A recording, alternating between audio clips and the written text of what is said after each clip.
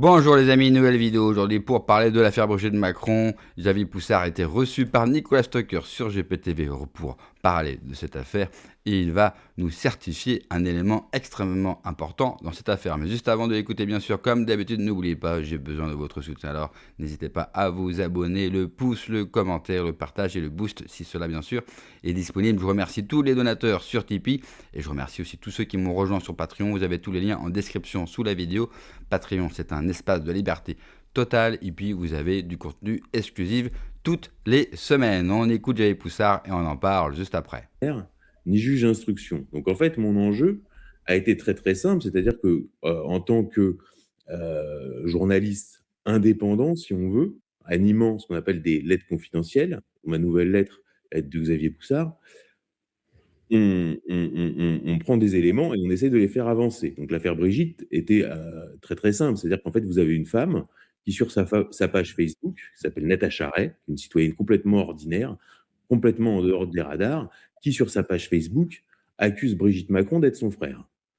Donc moi, ça m'intéresse parce que je suis en train d'écrire une série d'articles qui s'appelle Le mystère Brigitte Macron, qui met en lumière trois choses. Trois choses que tout le monde sait dans Paris, mais que personne ne dit. Pourquoi? Parce que faut comprendre que dans le système médiatique, il y a des personnalités qui sont qualifiées d'intouchables. Il y a des personnalités qu'on peut attaquer, qui sont des punching balls confortables, et puis des personnalités qui sont intouchables. Je prends un exemple tout simple. Vincent Bolloré n'est pas intouchable. Vous ne pouvez pas ouvrir un journal le matin sans qu'il y ait une petite crotte sur Vincent Bolloré. Vous voyez? Par contre, David de Rothschild, lui, est intouchable. Je vous mets au défi de trouver un portrait ou une enquête sur Monsieur David de Rothschild dans la presse. Il y a des personnalités intermédiaires. Bernard Arnault, Mmh. c'est plus compliqué que Vincent Bolloré.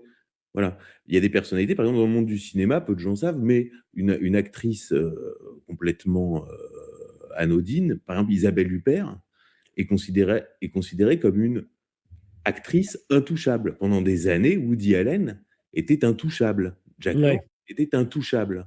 Voilà. Donc Brigitte est intouchable. Donc moi, je mets en lumière des faits avérés, c'est-à-dire son rôle politique, son entourage, c'est-à-dire qu'en fait, le, le, le réseau gay en fait, qui entoure les Macron, avec la présence de Brigitte au centre, son rôle dans l'ascension politique d'Emmanuel Macron, son rôle politique, c'est-à-dire le choix des ministres, etc., et le fait que finalement, on ne sait rien, ou presque, de son passé, et que dès qu'on gratte, on s'aperçoit que beaucoup d'éléments sont bidons. Voilà. Donc je rentre en contact avec cette femme qui, elle, dit ce qui explique le tout, c'est qu'en fait, Brigitte Macron n'est pas Brigitte Trogneux, mais c'est son frère Jean-Michel. Et elle a développé toute une théorie et a notamment déduit qu'une femme d'une cousine par alliance de Brigitte Macron serait en fait la mère des vrais enfants, ce qui va s'avérer faux.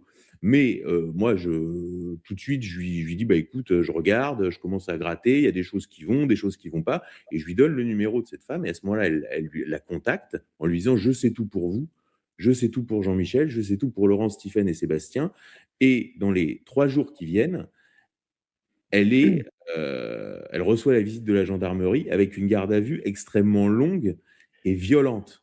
Et donc moi, en conclusion de l'enquête que j'avais faite, je pose un certain nombre de questions et je raconte cette garde à vue en disant, voilà, une femme accuse Brigitte Macron d'être son frère.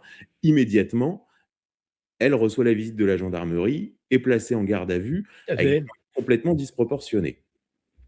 Ensuite s'ensuit une période où il va y avoir ce qu'on appelle le fameux débunkage. Donc d'abord un débunkage piloté d'ailleurs étrangement par un journaliste de Valeurs Actuelles en liaison avec Blast, le média de Denis Robert.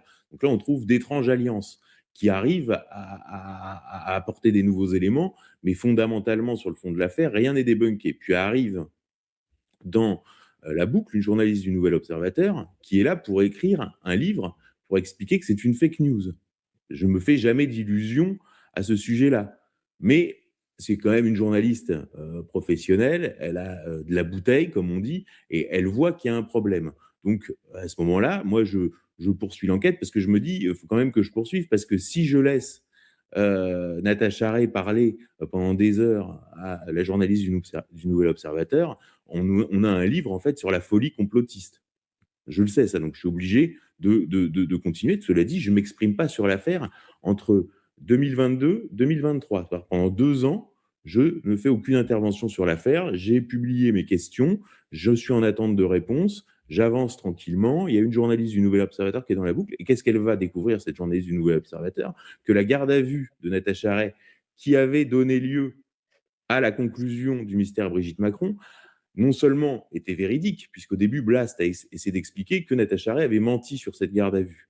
Mais elle a expliqué que non seulement cette garde à vue a bien lieu, que cette garde à vue était disproportionnée, et surtout que cette garde à vue a été pilotée depuis l'Élysée avec une intervention directe de l'Élysée sur la cousine par alliance de Brigitte Macron que Natacha Ray suspectait faussement d'être la mère des enfants de Brigitte. Donc en fait, déjà, l'intuition, c'est-à-dire l'intuition qu'il y avait là une affaire, que cette affaire méritait d'être couverte, était validée par la journaliste mandatée pour écrire un livre démontrant que c'est une fake news. Livre qui est en fait profondément dérangeant par les Macron, à tel point qu'en fait, il va être quasiment boycotté. C'est-à-dire qu'en fait, elle va avoir un affichage extrêmement réduit dans les points de vente. Parce qu'en fait, ce livre, quand on le lit factuellement, on comprend qu'en fait, il y a un énorme problème. Même si c'est brandé fake news sur la couverture, on comprend qu'il y a un énorme problème. Bon. Donc ensuite se pose, moi j'arrive à des conclusions. Donc pendant ces 2 ans, j'ai accumulé des pièces qui sont toutes concordantes sur le fait que les 14 ans, c'est jamais contesté, le pouvoir politique, c'est jamais contesté, la surreprésentation des milieux homosexuels dans l'entourage, rien n'est contesté. En fait, ce qu'on conteste, ça va être la conclusion. C'est-à-dire, Brigitte Macron est née Jean-Michel Trogneux et vit sous l'identité de sa sœur Brigitte depuis le milieu des années 80. Ça, c'est la conclusion. Donc moi, je suis avec ma conclusion et je me dis comment je médiatise, puisque moi, je n'ai pas accès aux médias traditionnels. D'accord? Je ne suis pas un type des réseaux sociaux, je suis plutôt du genre à faire mes petites archives, mes enquêtes, etc. Des enquêtes un peu au long cours en plus, plutôt ardues, etc., etc. Donc comment je médiatise? Et là, je rentre en contact avec Zoé Sagan, qui est un publicitaire, hein, un publicitaire, c'est son métier de faire de la publicité, et qui, lui, est actif sur les réseaux sociaux avec un compte parodique qui s'appelle Zoé Sagan. Et donc, à ce moment-là, on va médiatiser. Et en fait, à travers Zoé Sagan, puis à travers Candace Owens, en fait, je vais être l'instigateur. Ça, c'est ce que disent les Macron. Eux disent, je suis l'instigateur d'une campagne de cyberharcèlement. Moi, je leur dis, non, je suis l'instigateur, et j'ai aucun problème avec ça, d'une campagne médiatique de 2 ans, puisque ça a duré entre décembre 2023 avec la phase Zoé Sagan jusqu'à septembre 2025. Donc 1 an et demi, 2 ans, donc une campagne médiatique. Il faut savoir qu'une campagne médiatique à échelle mondiale, ça nécessite normalement, quand vous êtes dans le médiatico-judiciaire, ça nécessite des agences de communication du type Publicis ou Havas, ça nécessite des groupes de presse du type El País, La Repubblica, le New York Times, Le Monde, à travers des soi-disant consortiums de journalistes. Or, ce que je réussis à faire, moi, à travers Zoé Sagan, puis à travers Candace Owens, c'est une campagne de presse mondiale visant à médiatiser les conclusions de mon enquête quant à la véritable biographie de Brigitte Macron. Et à travers un livre qui s'appelle Devenir Brigitte, qui va être numéro 1 des ventes sur Amazon, toutes catégories confondues, pendant 6 mois, et qui est toujours numéro 1 dans certaines catégories, et qui va être numéro 1 des ventes aux États-Unis pendant une semaine. Donc on a un livre qui existe. Or, ce livre n'est pas poursuivi, comme la première mouture de mon enquête dans Feuillet Documents n'avait pas été poursuivie. Donc si je suis dans le système médiatico-judiciaire, si je suis Fabrice Arfi, Anton Rouget, je suis journaliste à Mediapart, j'ai mon enquête qui est numéro 1, qui traîne sur X, qui est numéro 1 des ventes sur Amazon, le parquet fait quoi?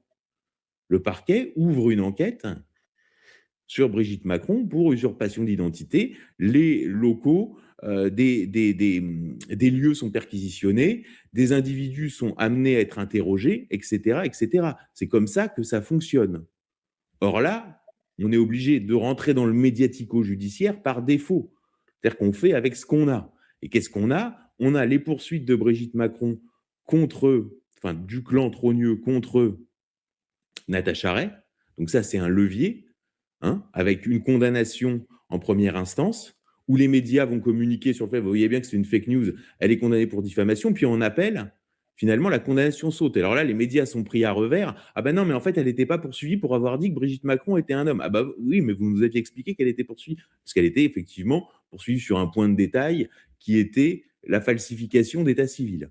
Donc là, pour l'instant, il n'y a aucune condamnation. D'abord, Brigitte Macron n'a jamais poursuivi quiconque pour avoir dit qu'elle était née homme sous le nom de Jean-Michel Trogneux et qu'elle vivait sous l'identité de sa sœur depuis le milieu des années 80. Personne n'est poursuivi, y compris Candace Owens. Et en appel, ils ont perdu donc cet été contre Natacha Ray. Donc aujourd'hui, on a 2 procédures. Donc là, c'est très simple. On arrive au dénouement. Je reviendrai sur le cyberharcèlement plus tard parce que ça, c'est vraiment une dérive très très importante. Ouais, ça, c'est le procès de janvier. Oui. Je reviendrai sur la question du cyberharcèlement parce que là, il y a eu un nouveau développement et qui, à mon sens, est très grave. Donc sur la diffamation stricte, il y a Natacha Ray en cassation. Donc je ne sais pas si vous voyez, ça veut dire qu'en fait, les Macron vont essayer de faire condamner Natacha Ray en cassation pour avoir une dépêche AFP Reuters pour pouvoir mettre sur X dans des notes de la communauté qu'une femme a bien été condamnée. Il faut quand même comprendre qu'aller en cassation contre Natacha Ray pour les Macron, si vous voulez, c'est comme si le PSG, dans un match de Coupe de France, contre une équipe de division d'honneur, voyez, était obligé d'aller au tir au but en ayant acheté l'arbitre. Excellente explication de Xavier Poussard qui revient vraiment sur le début de l'affaire Brigitte Macron, comment cela a pris bien sûr. Et c'est vrai que quand on voit la débauche d'énergie du couple Macron pour faire taire cette affaire, qui vient d'Internet, qui vient de gens, comme il le dit, qui vient de gens qui sont inconnus par le grand public, eh bien cela peut nous amener, bien sûr, à nous demander, et comme nous sommes des complotistes, eh bien nous nous interrogeons sur beaucoup de sujets, eh bien on peut se demander si finalement il n'y a pas un fond de vrai dans cette histoire. Alors c'est pas forcément un fond de vrai sur la sexualité, bien sûr, supposée ou non du Brigitte Macron, mais plutôt sur son passé. Et donc du coup par ricochet sur le passé d'Emmanuel Macron, et est-ce que leur passé n'est pas non plus lié à d'autres affaires? Vous me voyez venir, dans l'affaire Jeffrey Epstein, Macron y apparaît, les Rothschild pour qui Macron a pendant longtemps travaillé apparaissent, Jeffrey Epstein dit travailler pour eux, donc vous voyez, on commence aussi à comprendre l'ampleur de cette affaire. Ici, le couple Brigitte Macron, donc le président de la République et sa femme, et je trouve excellente l'image utilisée pour Xavier Poussard. Imaginez le PSG tout faire pour battre une équipe d'amateurs. Ça n'a aucun sens. Et comme cela, bien sûr, n'a aucun sens, cela signifie que cette enquête touche et appuie sur quelque chose qui, non seulement fait mal au couple Macron, mais pourrait les fragiliser. Et c'est pour ça qu'il faut parler de cette affaire, et c'est pour ça surtout qu'il faut continuer à parler de cette affaire. Merci d'avoir regardé la vidéo les amis, n'oubliez pas comme d'habitude de vous abonner, le pouce, le commentaire, le partage, le boost également. Prenez soin de vous, que Dieu vous protège, allez ciao.